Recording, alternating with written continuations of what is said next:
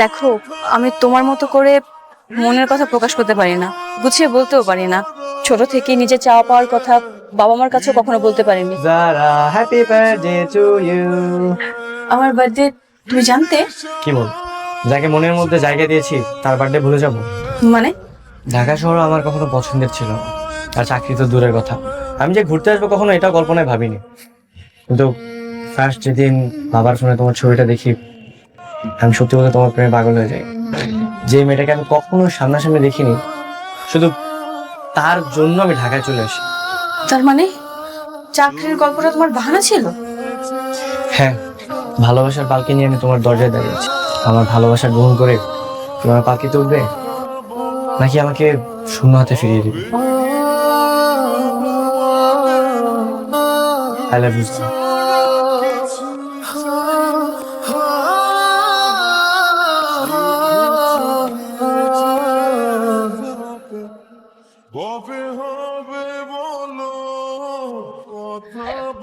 সৈকত, পরিচয় করিয়ে দিই। উনি হচ্ছে আমার বন্ধু দিদার মাহমুদ। আসসালামু আলাইকুম আঙ্কেল। ওয়ালাইকুম আসসালাম। ওর ছেলের সঙ্গে আমার মেয়ের বিয়ে ঠিক করেছি। ওরা সবাই সুইজারল্যান্ডে স্যার, আগামী মাসেই বিয়ে।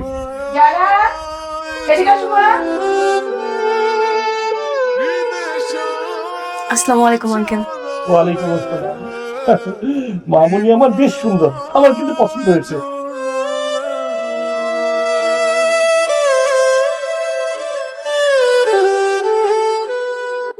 বাবারও 1 বছর আগেই তার বন্ধুর কাছে কথা দিয়েছিল যে তার বন্ধুর ছেলের সাথে আমাকে বিয়ে দিবে। আর যেহেতু বাবা কথা দিয়েছে, তার মানে বাবা তার কথা রাখবে, এটা আমি খুব ভালো করেই জানি। আর সেজন্য তুমি বার্থডের পর যখন আমাকে প্রপোজ করেছিলে, আমি কোনো রিপ্লাই করিনি। আচ্ছা, তুমি কি তোমার বাবার পছন্দের ছেলেকে বিয়ে করতে চাও? আমার চাওয়া পাওয়া তার কি থাকে? আমি বললাম না, বাবা কথা দিয়েছে, আর যে কোনো মূল্যই হোক বা যেভাবেই হোক না কেন, বাবা আমাকে বিয়ে দিবি। তুমি আমাকে ভুলে যাও। যারা, তুমি কি আমাকে ভালোবাসো? সেই প্রশ্ন কি এখন সাজে? না, আসলে আমি যাকে ভালোবাসি সে আমাকে ভালোবাসে কিনা এটাই জানতে চেয়েছিলাম।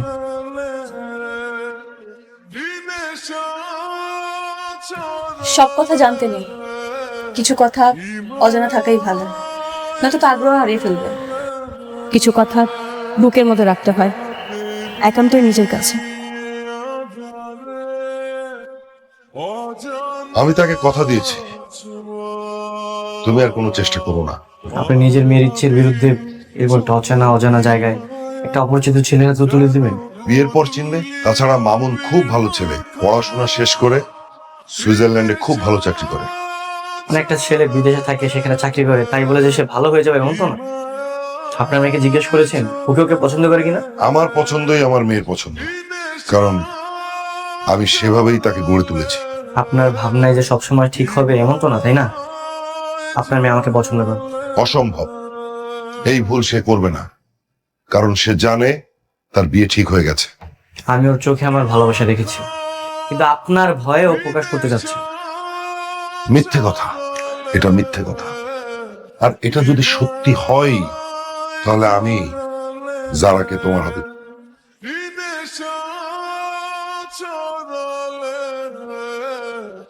হ্যালো, আজকে রাতে মা বাবা ঘুমিয়ে গেলে তুমি একটু ছাদে এসো, তোমার সাথে আমার কথা আছে। সাদে? ও, আচ্ছা ঠিক আছে, সমস্যা নেই, আমি আমি চলে আসবো। সাবধানে, মা বাবা কেউ যেন বুঝতে না পারে। ওকে। এত রাতে ছাদে ডাকলো কেন? সেটা আমি কি করে জানবো? আর তাছাড়া আপনি তো লুকিয়ে লুকিয়ে শুনবেনি, তখন শুনে নিন। দেখো, আমি তোমার মতো করে মনের কথা প্রকাশ করতে পারি না, গুছিয়ে বলতেও পারি না। ছোট থেকে নিজে চাওয়া পাওয়ার কথা বাবা মার কাছেও কখনো বলতে পারিনি। আমি জানি না আমি এমন কেন। তাই বলে ভালোবাসার মানুষকে তুমি চাইবে না? আমি জানি যারা, তুমি আমাকে ভালোবাসো, কিন্তু আঙ্কেলের ভয়ে তুমি প্রকাশ করতে পারছো না। আমি কি ভুল বলেছি? না, তুমি ভুল কিছু বলনি। আমি সত্যি তোমাকে অনেক বেশি ভালোবেসে ফেলেছি। সেদিন আমি তোমাকে ইচ্ছে করে চড় মেরেছিলাম, যেন এই চড় মারা বাহানা দিয়ে হলেও তোমার সাথে আমি একটু কথা বলতে পারি। আর যখন আমি জানতে পারলাম যে তুমি আমার বাবার বন্ধুর ছেলে, আমার এত বেশি আনন্দ হচ্ছিল তোমাকে আমি বুঝাতে পারবো না। তুমি যখন আমাকে ভার্সিটিতে নিয়ে যেতে আমার খুব ভালো লাগতো, নিজেকে অনেক লাকি ফিল হতো। আমার বার্থডের দিন যেদিন তুমি আমাকে প্রপোজ করেছিলে, আমি কেন জানি না নিজের ভালোবাসার কথা বলতে গিয়েও বলতে পারিনি, কারণ বাবার ফেস আমার চোখের সামনে অলওয়েজ ভাসছিল।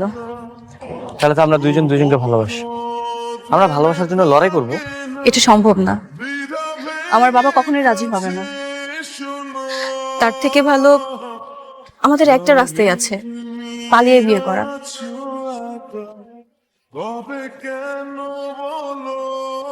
চলো না আমরা দুজন পালিয়ে বিয়ে করে। আরে পালিয়ে বিয়ে করবো কেন? আমরা দুজন দুই পরিবারকে বুঝিয়ে বলবো, তাহলে তো হয়। আমি তো বললাম আমার বাবা কখনোই রাজি হবে না, আর বাবার সামনে দাঁড়িয়ে তার চোখে চোখ রেখে নির্লজ্জের মতো আমি আমার ভালোবাসার কথা বলবো, ইম্পসিবল। এটা আমার দ্বারা কখনোই সম্ভব হবে না। কিন্তু কোনো কিন্তু বলো না, তুমি দেখো আমাদের এছাড়া আর কোনো রাস্তা নেই। এবার তুমি কি করবে না করবে তুমি ভেবে দেখতে পারো।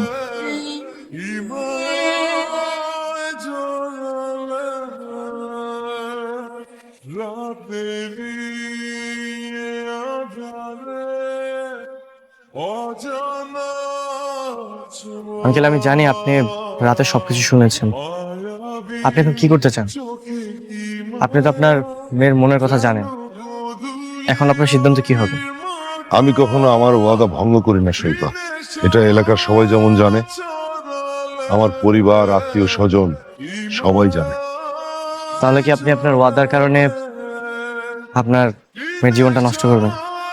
কেন নষ্ট করবো কেন? তাহলে কি করবেন? তুমি তুমি জারার কথায় রাজি হয়ে যাও, আজ রাতে তোমরা পালিয়ে যাও। আঙ্কেল, আপনার বন্ধু? আরে বাবা, ওয়াদা তো আমি করেছি, কিন্তু আমার মেয়ে যদি পালিয়ে যায় সেখানে আমার দোষ কোথায়? আর আমার মেয়ে তো ওয়াদা করেনি। কিন্তু আঙ্কেল, মেয়ে তো পালিয়ে যেতে চাচ্ছে, তার মানে আমার পছন্দের ছেলের চেয়ে তোমাকে গুরুত্ব দিচ্ছে বেশি। আমি ওকে জোর করে আটকে রাখতে চাই। তুমি জারাকে ফোন দাও, ফোন দিয়ে বলো যে আজ রাতে তোমরা দুজন পালাবে, ও যেন সবকিছু গুছিয়ে রাখে। আচ্ছা আচ্ছা আঙ্কেল, ঠিক আছে।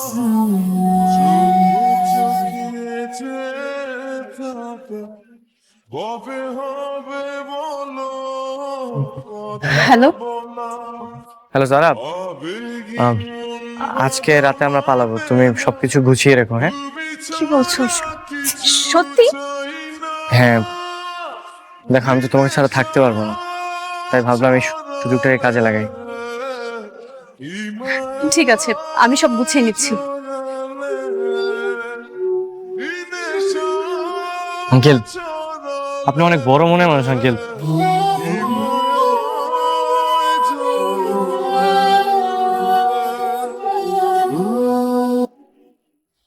এটা আমি কি করলাম? কাল সকালে যখন সবকিছু জানাজানি হবে, মানুষের কাছে আমার সারা জীবনের অর্জিত সম্মান সবকিছু ধূলিসাৎ হয়ে যাবে। হে আল্লাহ, একটা বুদ্ধি দাও।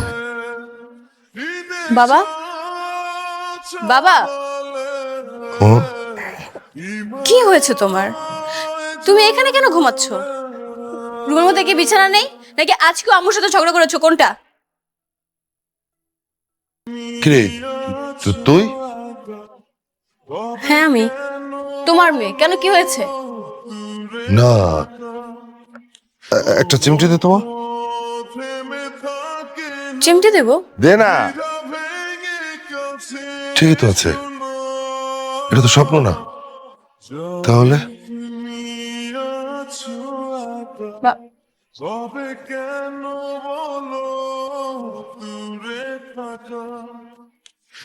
Hello uncle. যারা তো বাড়িতে, তুমি কোথায়? আঙ্কেল, আমি চলে যাচ্ছি। কোথায় চলে যাচ্ছ? আসলে যার জন্য ঢাকা এসেছিলাম তাকে তো আর পেলাম না, তাই ভাবলাম ঢাকা থেকে আর কি হবে, মা বাবার কাছে চলে যাই। তোমরা পালাওনি কেন? আঙ্কেল, আপনি কি ভেবেছেন যে আপনি বন্ধু হয়ে এত বড় স্যাক্রিফাইস করবেন আর আমি আরেকটা বন্ধু হয়ে আপনার এই স্যাক্রিফাইস গ্রহণ করব? তুমি তো যারাকে ভালোবাসো। হ্যাঁ ভালোবাসি, কিন্তু আমি চাই না একজন বাবা আমার কারণে সমাজের কাছে তার ইজ্জত হারাক। আমি চাই না একজন বাবা আমার জন্য তার ওয়াদা ভঙ্গ করুক। আমি চাই না যে একজন বাবা তার মেয়েকে পালিয়ে যেতে দেখুক। আঙ্কেল, আমাদের ভালোবাসার চাইতে আপনার সম্মানটা অনেক বেশি। আমি আমি চলে যাচ্ছি, আর যারাকে আমি বুঝিয়ে বলেছি ও আপনার কথা মেনে নেবে। তুমি এখন কোথায়? এই তো ট্রেন স্টেশন আছি। আসলে ট্রেন আসতে আরো আধা ঘন্টা লেট হবে, তো তাই আশেপাশে একটু ঘোরাঘুরি করছি। Hello hello uncle, hello.